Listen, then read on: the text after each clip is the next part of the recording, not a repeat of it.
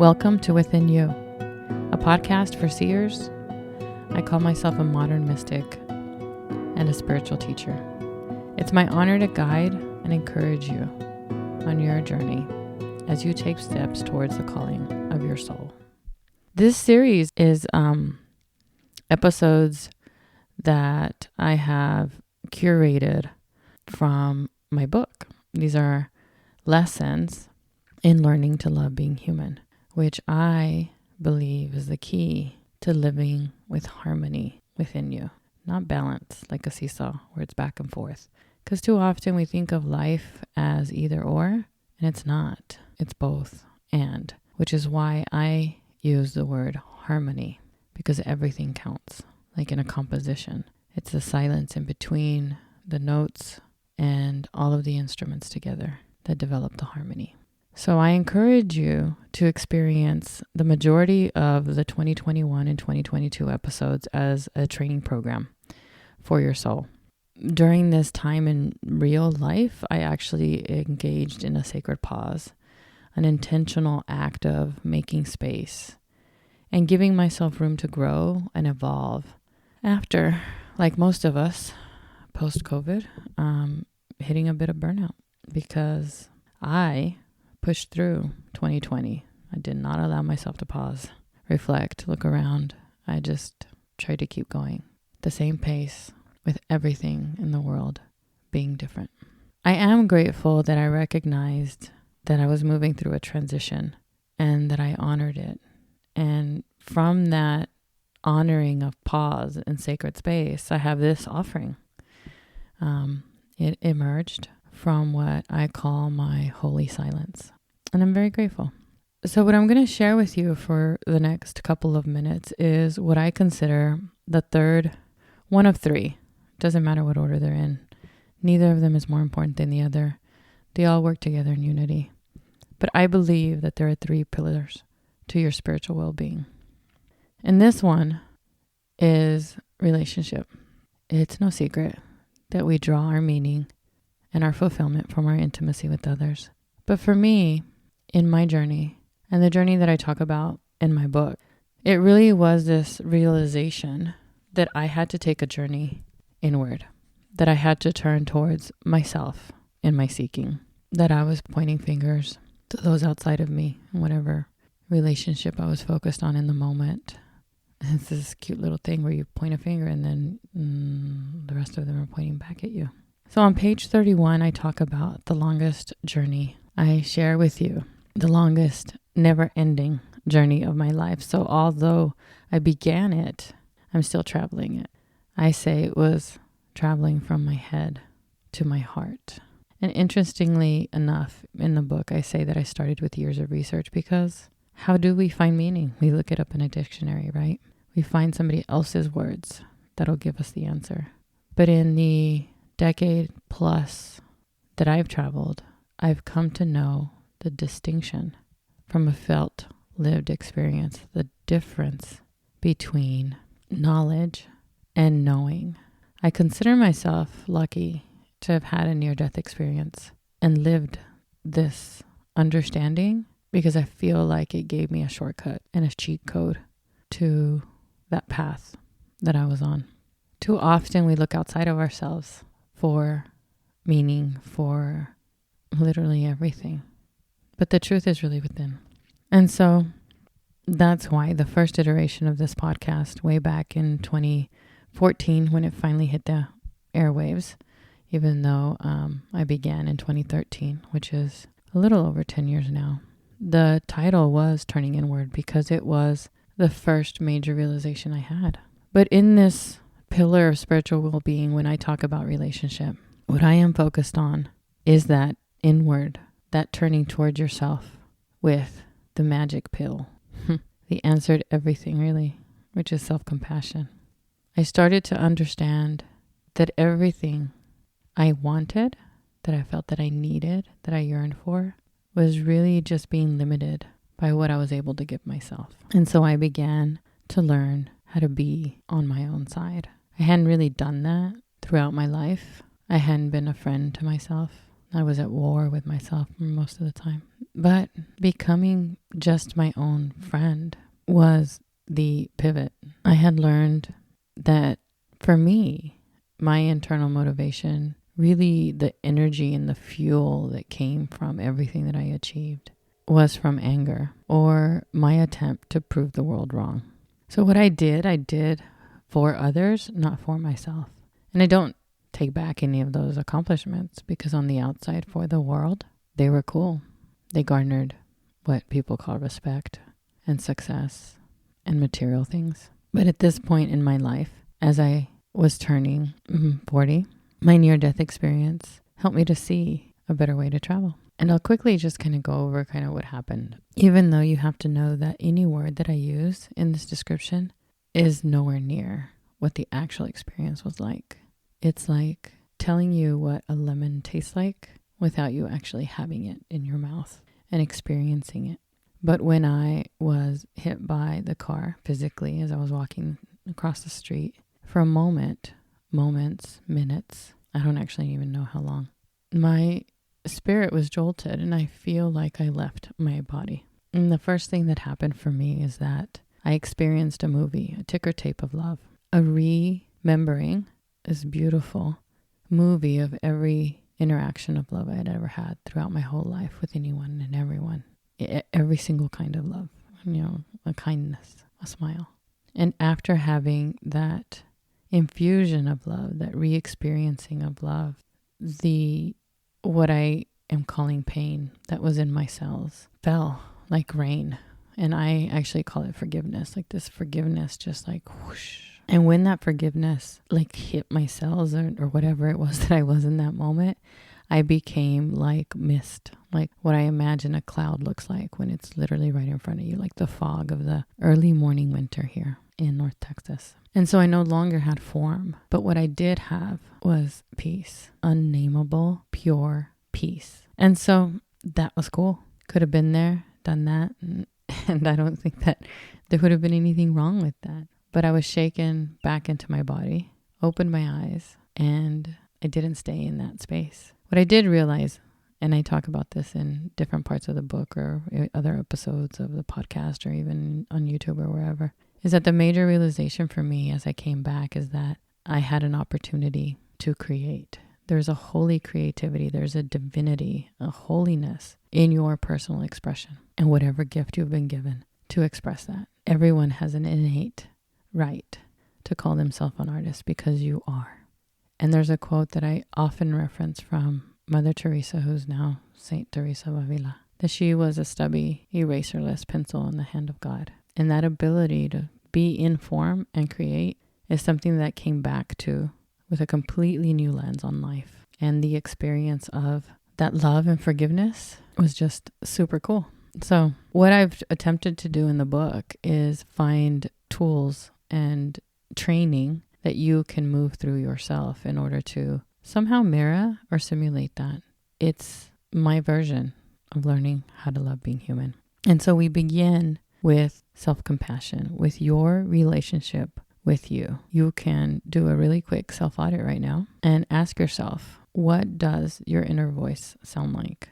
Broadcast it. Like if you're thinking it, say it out loud so that you can hear it. I actually have to do that a lot. It's the easiest way for me to understand myself is to reflect my own thinking or whatever noise is coming through. But if you haven't trained yourself, if you haven't been mindful, then it's likely that your inner voice is not nice. But self-compassion is the way that you travel in relationship with yourself. Because if you're seeking intimacy, you can only be as intimate with others as you are with yourself. And I would gather, I went through, that you don't really understand what it is you want, what it is you need, where your true values are, what your story is in the world, and if you're recreating it. So just notice what that voice sounds like if you were to broadcast it. And then if you'd like to move through another exercise, you can write down a reoccurring story that you tell yourself. And then put it away. A few days later, bring it out and you read it, not as the main character in the story, not as the person that you wrote it,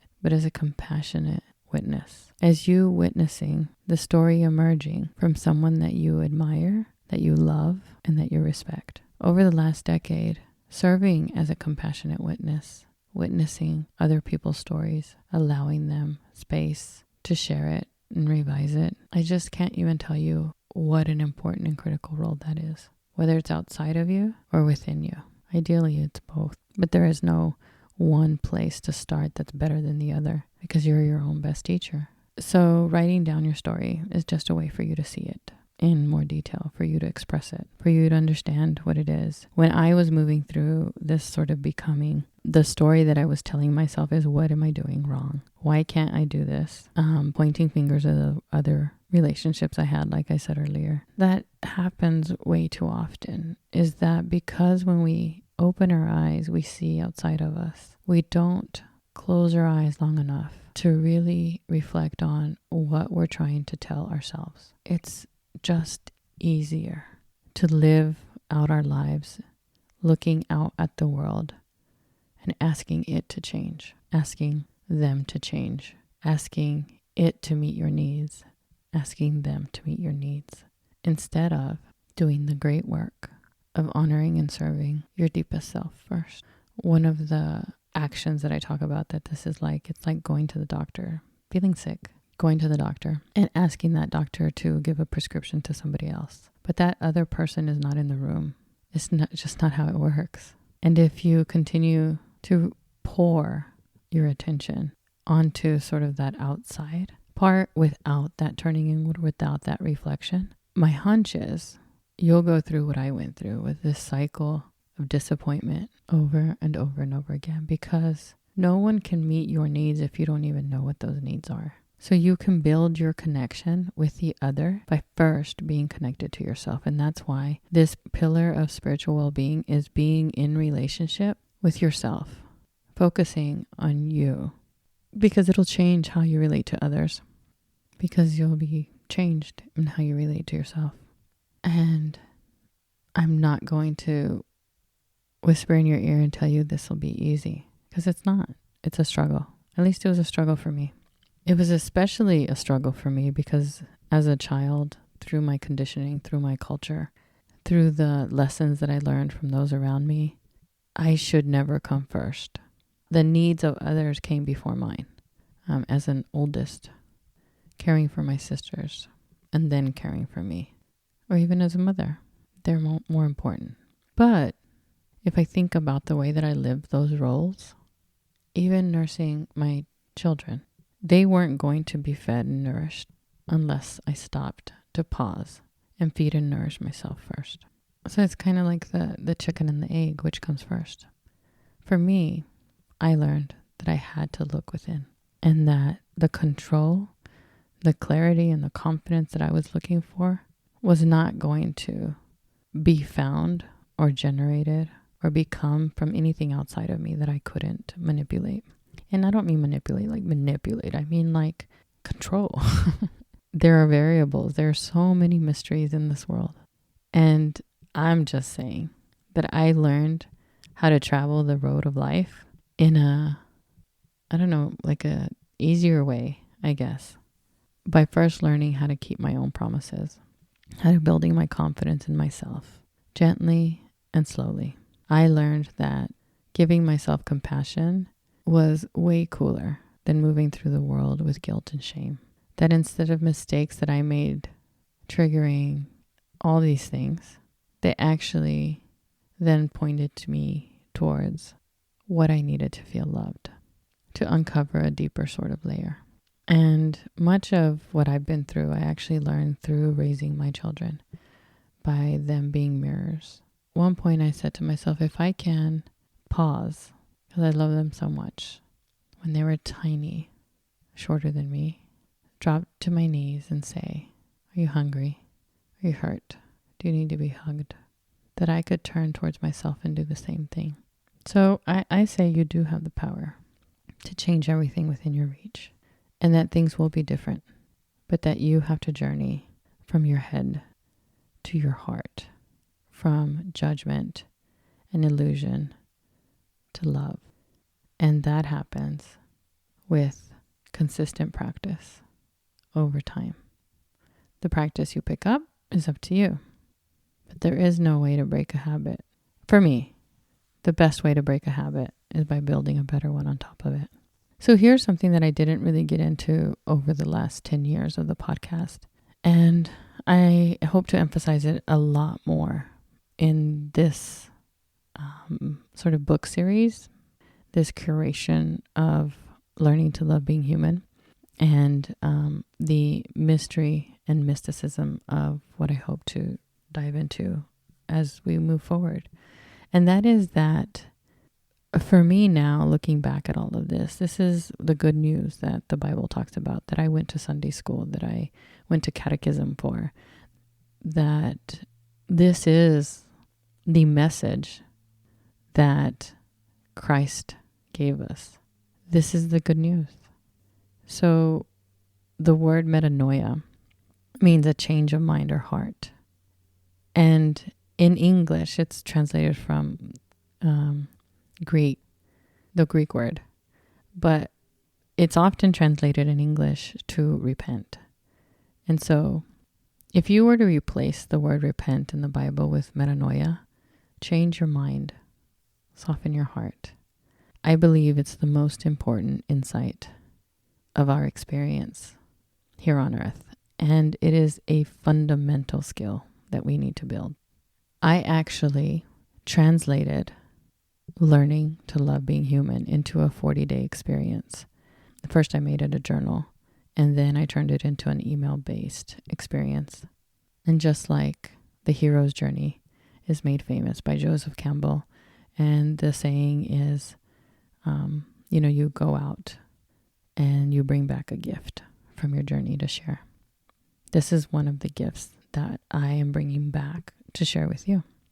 So these are kind of DIY emails that will guide you for 40 days as you travel on your own journey from your head to your heart. And I invite you to experience it. There's no fee. It's just an accepting of an invitation of an experience that you're already ready to head towards. So the way that you access it is you go to my website, viviancarrasco.com/start-here. There's a purple box that says explore the truth of love. And what will happen is this system on the back end will do all this magic and send you daily spiritual practices that you will do over time that I hope will lead you towards a transformation, a metanoia, or a change of your mind and heart. And it is my honor to mentor and guide you based on my own experience, what it took to get there. So it's a way for you to start with a practice and then to cultivate an ongoing conversation, a way for you to honor the process versus the outcome and convert. Allow this conversion, this generative shifting, this changing of how you see. So that is one of the 3 pillars of spiritual well-being. You being in relationship with you. And based on my own experience, it's the key to everything. So in closing, here's an invitation. Here's the official closing of the podcast. If you feel stuck and in between, confused, unsure of what to do next, and you want something more than this do-it-yourself 40-day email experience, I can help you. I can serve as your guide and your compassionate witness as you look within and learn to rely on your own intuition so that you don't feel lost or left in the dark. If you're ready to feel deeply connected and confident in your intuition and interested in working with me, you can call or text 760-576-5683 or browse my website. Take a peek and look at all the different ways that we can work together. Thank you.